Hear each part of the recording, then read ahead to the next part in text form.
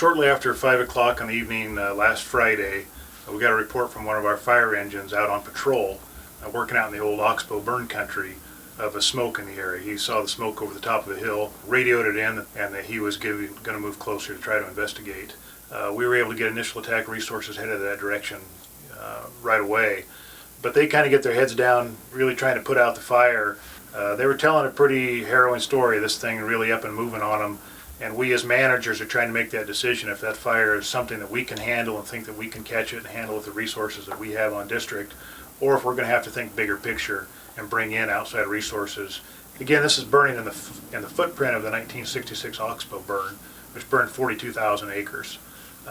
Our goal is to not let that happen again. Early detection is a huge part of catching a fire. Being able to get resources to it quickly for an aggressive initial attack and stop it before it gets big. If we can catch it when it's as small as it can, we're going to hit it with all we can. We feel that that's a safer, more efficient way for us.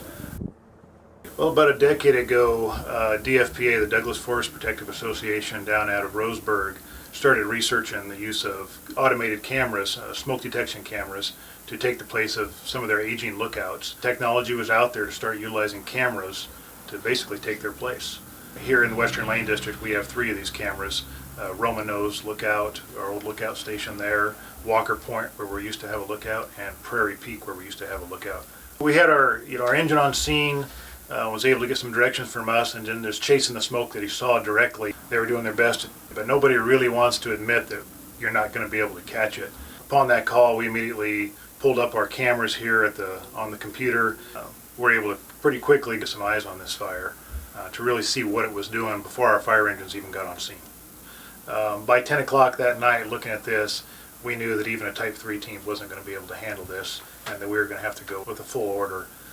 So we made the phone call literally 5 hours after ignition, and by 9 a.m. the next morning, the team was sitting in this office doing their end briefing, and by noon the next day, so less than 24 hours later, we had a full incident management team and all the resources to start actively suppressing this fire.